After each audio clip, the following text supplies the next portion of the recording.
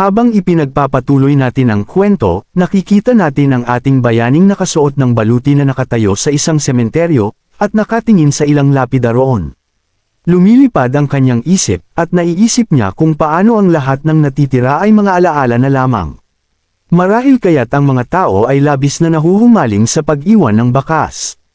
May katuturan ito dahil ang paglingon sa mga bakas na ito, na tila mga pilat, ay nagpapabalik sa alaala ng araw na iyon. Nakatingin si Vlad sa isa sa mga libingan, at nais niyang magawa rin ito para sa kanyang ina. Nang makita ang ilang nalentang dahon dito, naisip niyang hindi maayos na naalagaan ang lugar. Kaya, nagpasya siyang linisin ito ng kaunti, sa pamamagitan ng pagpunas ng mga tuyong dahon. Bigla siyang huminto nang maisip na baka gustong magsalita ng espada tungkol sa kanyang ginawa. Ipinaalala niya sa talim na karaniwang kagandahang asal lang ang pagbati sa mga may-ari ng lupa, ngunit itinanggi ng boses mula sa espada. Gayunpaman, alam na ni Vlad ang nasa isip nito, kaya hinugot na lang niya ang talim at hinayaan ang espada na tingnan ang libingan hanggang sa gusto nito. Bilang tugon, nagpasalamat sa kanya ang boses mula sa espada, na kinukumpirma na gusto nga nitong makita ang lahat sa ganitong paraan. Samantala, lumuhad ang ating bida sa harap ng mga libingan, at yumuko ang ulo na nakabaon ang espada sa lupa. Nanatili siya sa posisyon na ito ng ilang sandali, at biglang may lumitaw na espiritu sa likuran niya.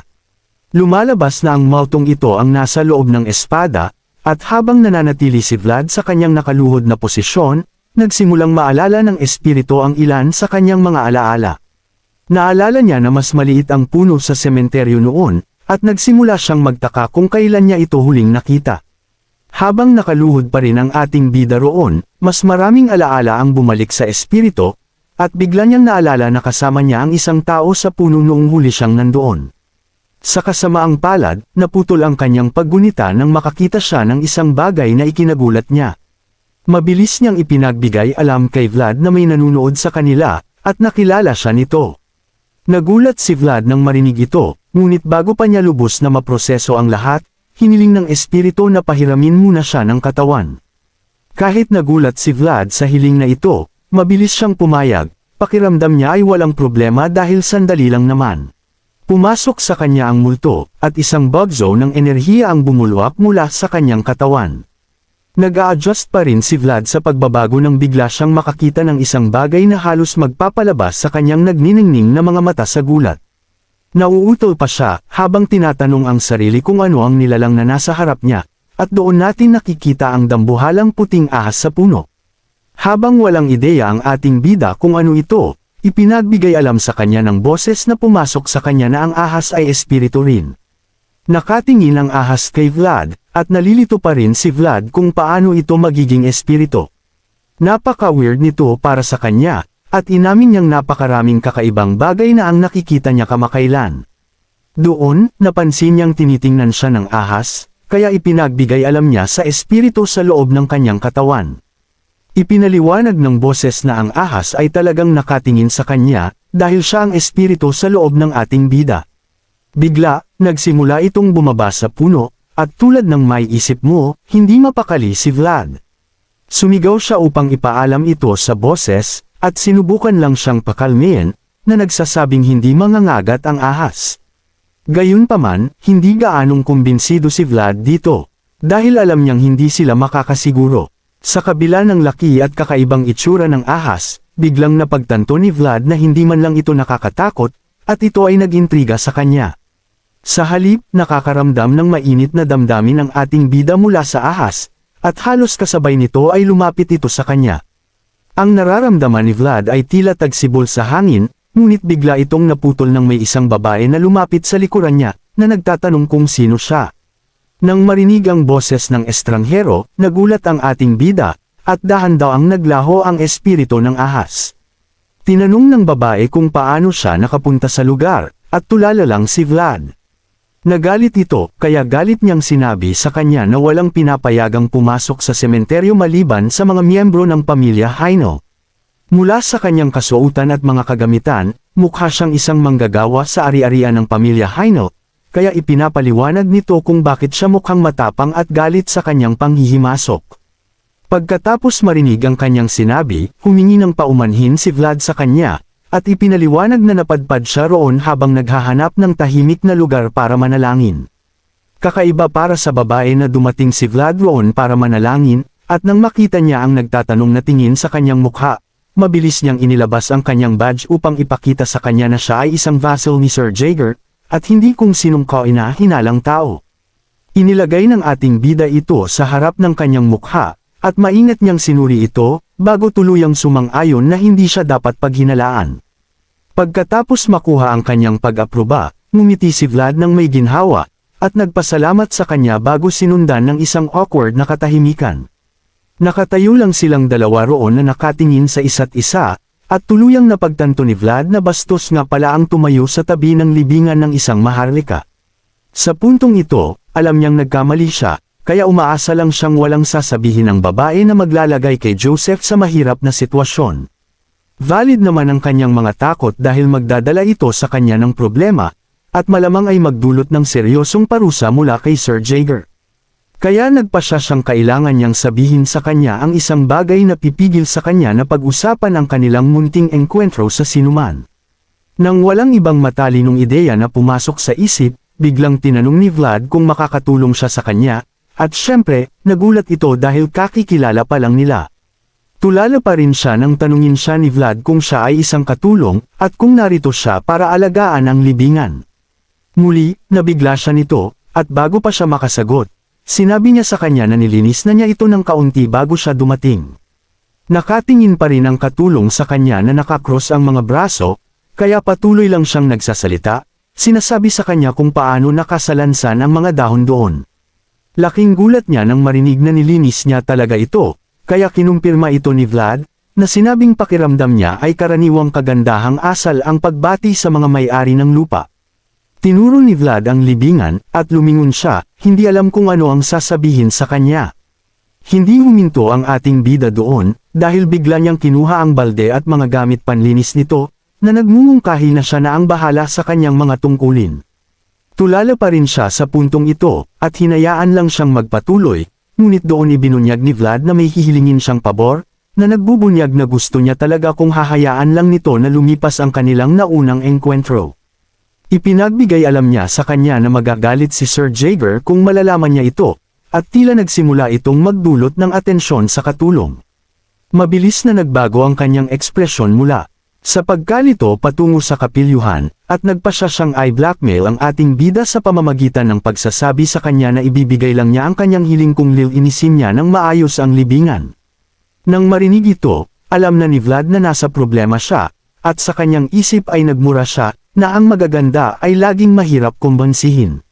Sobra siyang naiinis, ngunit alam niyang wala na siyang pagpipilian, kaya nagsimula na lang siyang magkuskos, habang ngumingiti ang mapanuksong katulong ng may kasiyahan habang pinapanood siya. Nagbago ang tagpo pabalik sa pamilya Heinel, at sa loob, nagaganap ang isang matinding sagupaan ng mga espada. Lihim na pinapanood ni Vlad ang labanan ng mga kabalyero at namangha sa wakas na masaksihan ang isa.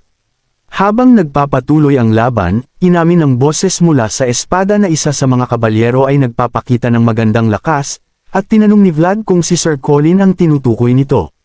Kinumpirma ito ng boses, at iminungkahi pa na hihiway ng mabangis na kabalyero ang mga buto ng ating mga bida kung sakaling magkaharap sila. Hindi man lang nagprotesta si Vlad, at inamin lang na malakas nga si Colin. Sobra siyang namangha kaya sa wakas ay naintindihan niya kung bakit tinatawag ang malupit na kabalyero na Dirty Boar of the Moon. Anuman ito, ibinunyag ni Vlad na mas kahanga-hanga para sa kanya ang isa pang kabalyero, si Sir Pablo. Sumang-ayon ang boses sa kanya, idinagdag na mayroon siyang mahusay na mga teknik sa kalasag, at sapat na sanay para sanggain ang karamihan sa mga atake. Patuloy na nanonood si Vlad, at hindi makapaniwala na ang isang warm-up sparring session bago ang pangunahing kaganapan ay maaaring maging ganito katindi. Napakalakas nito para sa kanya, at nagsisimula siyang magtaka kung talagang kailangan maging ganoon kagaling para maging isang kabalyero. Ang boses ay nagpapaalala sa kanya na hindi lahat ng kabalyero ay kahanga-hanga sa pamamagitan ng pagtukoy na si Sir Vorden ay isa ring kabalyero. Dahil dito, sumang-ayon si Vlad at tinanggap ang katotohanan na hindi lahat ng kabalyero ay pare-pareho. Patuloy na pinapanood ni Vlad ang labanan, at nagsimulang mag-isip si Vlad na sa wakas ay naiintindihan na niya ang mga bagay-bagay, kahit na hindi niya alam ang mga ito noong nasa Sora pa siya. Nararamdaman niyang naiintindihan na niya ang kanyang lugar sa malawak na mundo, at napabuntong hininga sa pagod, alam niyang malayo pa ang lalakbayin niya sa paglalakbay na ito. Dumating na ang araw ng duelo, at nakita natin ang isang tao na tinutulungan ng isa pang kabalyero na higpitan ang kanyang baluti. Lumalabas na si Vlad ang tumutulong kay Sir Jaeger sa kanyang baluti, at inutusan lang siya ng Advanced Knight na higpitan pa ito ng mas mahigpit. Sinunod niya ang utos ng walang pag-aalinlangan, ngunit napalingon siya habang tiningnan niya ang dahilan ng kanilang pagbisita sa unang lugar.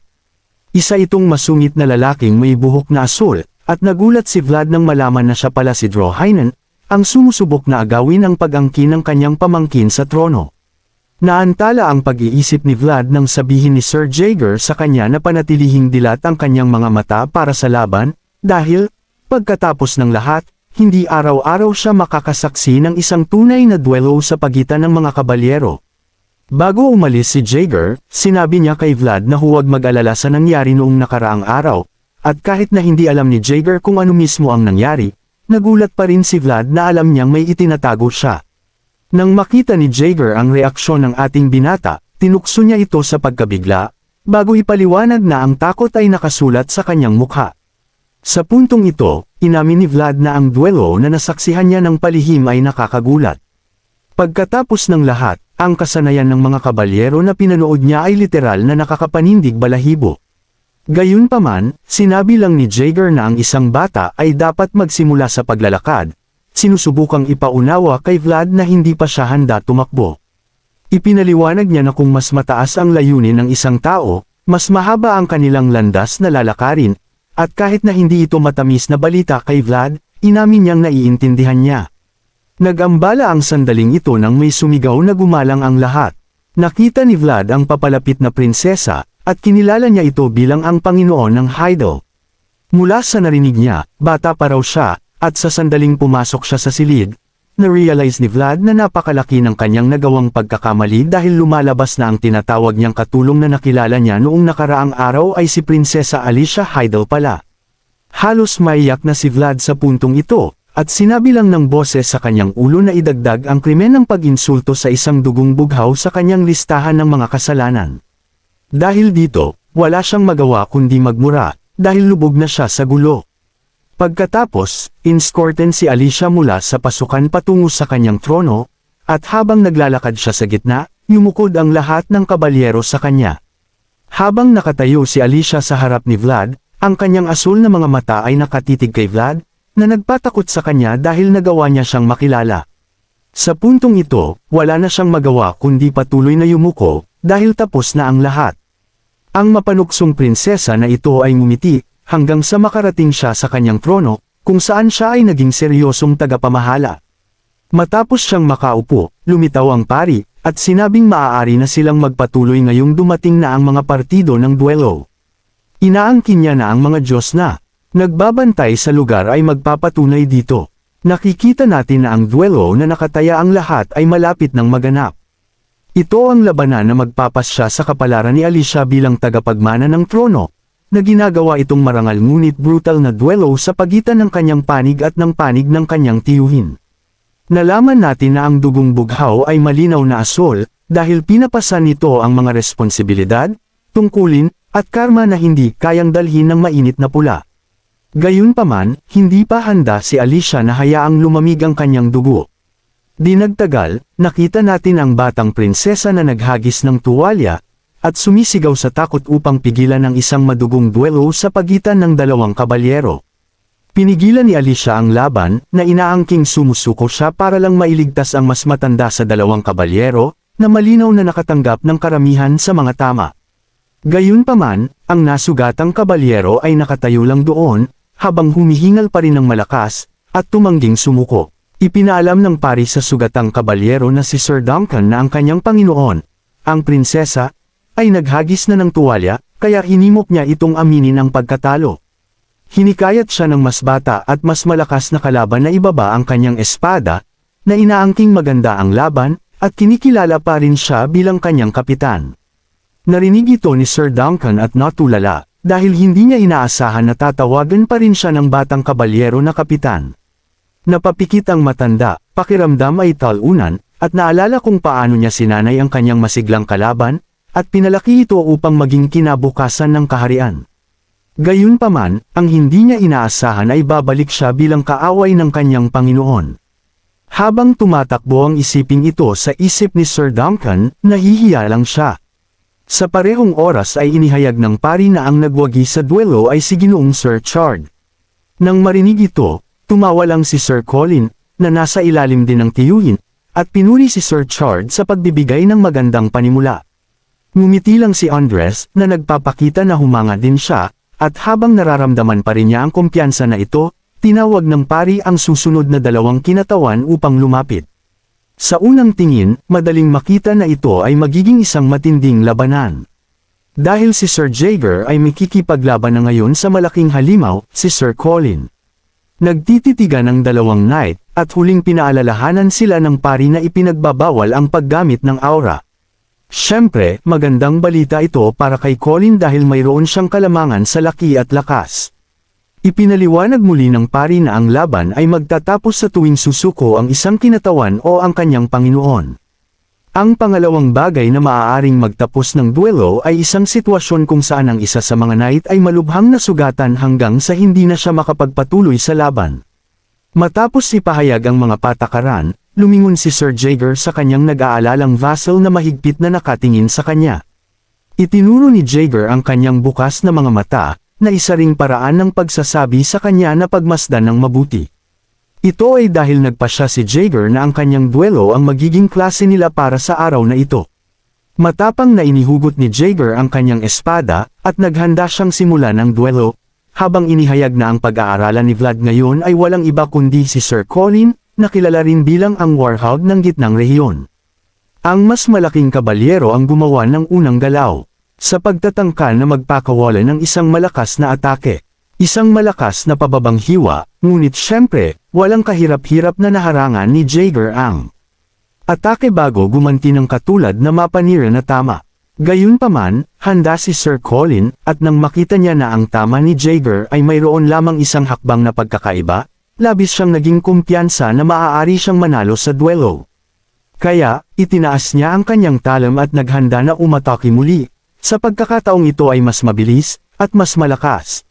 Sa kasamaang palad para sa kanya, casual na iniwegan ng kanyang bihasang kalaban ang unang malakas na atake, kaya sinubukan niya ang isa pa, na pamalya muli. Sa kanyang mata, nakikita niya kung ano ang planong gawin ng kanyang kalaban.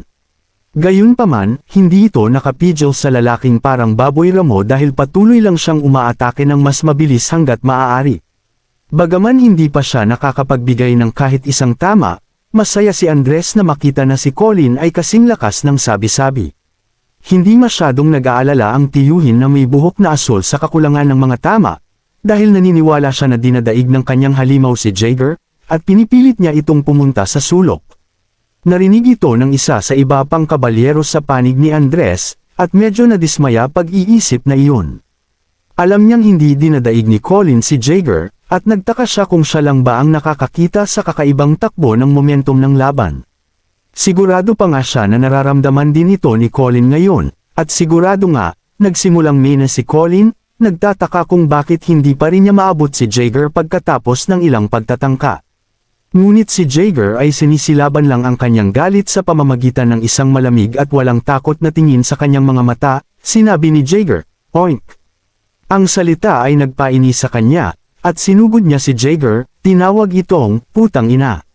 Bahagi ito ng plano ni Jaeger dahil inaasahan niya ang hindi makontrol na pagputok ng galit ni Colin, kaya't nang sinubukan ng higanteng kabalyero na magbigay ng isang nakamamatay na tama sa kanya, kumuha siya ng mas mababang posisyon na nagbigay sa kanya ng perpektong pagbubukas para sa tunay na pinal na tama. Sa puntong ito, sinabi ng boses kay Vlad na manood ng mabuti, na inaangkin na ito ang sandaling kailangang makita ng napakalinaw ni Vlad. Naharangan ni Jaeger ang tama ni Colin ng napakabilis, at nagdulot ng puwang sa pagitan nila. Ginampanan ng boses ang papel ng komentarista sa puntong ito, at ipinaalam kay Vlad na ito ay isang hindi maiiwasang puwang na nabuo kapag naharangan ang isang tama. Ipinaliwanag niya na ito ang tinatawag na teknik na kontra-atake, at alam na ni Vlad na ito ay isang teknik na ginagamit upang maglunsad ng kasunod na atake pagkatapos harangin ang unang tama. Ito mismo ang nasa isip ni Jaeger, kaya't ang susunod na nakikita natin ay si Colin ay nakaluhod. Nanginginig at pagod na pagod si Colin dahil napagtanto na niya na ibang-iba talaga ang level ni Jaeger. Isang level na tila hindi niya kayang abutin, kaya tinanggap na lang niya ang pagkatalo.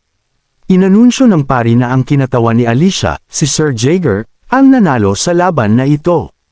Nang marinig ito, napabuntong hininga ng maluwag ang prinsesa, habang ang tiyuhin niya at ang mga tauhan nito ay nakasimangot sa galit. Tulad ng isang kampyon, bumalik si Sir Jaeger nang may tagumpay sa kinaroroonan ng kanyang vassal, at pagdating niya kay Vlad, agad niyang tinanong kay Vlad kung nakita ba niyang mabuti ang laban. Bilang tugon, mayabang nang ngumiti si Vlad, na nagpapahiwatig na nakita niya nga, at pinasalamatan ang Advanced Knight sa pagbibigay sa kanya ng pagkakataong matuto. Sa kabila ng pagkapanalo ni Sir Jaeger, hindi pa tapos ang paligsahan, dahil tabla pa rin si Alicia at ang kanyang tiyuhin sa bilang ng panalo. Kaya naman kailangan ng huling laban, at para sa tiebreaker na ito, ang blonde na kabalyero mula kanina ang lalaban sa may lilang buhok mula sa panig ni Alicia. Nagpakilala ang blonde na kabalyero bilang si Sir Pablo ng Ornstein, at inaasahan niyang gagawin din ng kanyang kalaban ang pareho bago sila magduelo. Sa kasamaang palad, ang may lilang buhok ay hindi ganoon, at tinanong lang niya ang kabalyero kung bakit ito napaka-awkward. Para sa kanya, hindi na niya kailangan ng ganoong klaseng formalidad dahil magkakilala na sila. Sa kabila ng panlilibak, pinatunayan ng blonde na isa siya sa mga istriktong knight sa pagpipilit sa formalidad, kaya napilitan ng may lilang buhok na knight na makipagpalitan ng pagbati sa lalaki, at nagpakilala bilang si Schubert ng Shazad. Nakita ng boses si Schubert, at inamin na talagang nakahanap si Alicia ng magaling na kasama. Sinabi niya na habang sina Pablo at Colin ay magkapareho ng level, malayo ang agwat ni Schubert sa kanila. Sa isang nakakagulat na pangyayari, biglang humarap si Schubert kina Joseph at Alicia, na ikinagulat nila dahil dapat ay nakikipaglaban na siya para sa prinsesa. Lubos na nag-aalala ang batang master dahil wala siyang ideya kung bakit nakatingin si Schubert sa kanila, at bago pa man siya makaisip ng kahit ano, yumukod lang ang baliw na knight sa harap nila, at sinira ang lahat sa pamamagitan ng pag-anunsyo ng kanyang pag-atres mula sa duelo. Mula kay Alicia, kay Jaeger, kay Vlad, at maging kay Sir Duncan, lahat sa panig ng prinsesa ay natakot sa balita. Lalo na si Joseph. Sa kabilang banda, ito ay kapana-panabik na balita kay Andres, dahil alam niyang ang pag-atres mula sa duelo ay automatikong nagtatapos sa pagkapanalo nila. Tinanong ng tiyuhin ni Alicia ang mga nasa silid na kumpirmahin ang kanyang pahayag, at lalong nagalit si Joseph, dahil napagtanto niya sa wakas na laging may apat na ala si Andres sa simula pa lang, si Schubert ang huli at pinakamahalaga. Habang mapait na nakasimangot ang batang master sa walang tigil na tiyuhin, inihayag ng matandang lalaki na siya na ang nanalo. Tumanggi si Joseph Basid na matapos ito sa ganitong paraan, kaya bigla niyang inihayag na hindi pa tapos. Na may tiwalang ngiti sa kanyang mukha, itinuro ni Andres na umatras ang kinatawan ni Alicia mula sa duelo. Naiintindihan niya ang nararamdaman nito, bago muling sabihin na tapos na ang duelo. Gayunpaman, diretsyong sumagot si Joseph, na sinasabing hindi matatapos ang laban hanggat hindi siya kumbinsido. Na may napakadelikadong tingin sa kanyang mukha, inihayag niya na ang pamilya Basid ay walang balak na tanggapin lang ang anumang kalalabasan na ipagpas siya ng mga tao.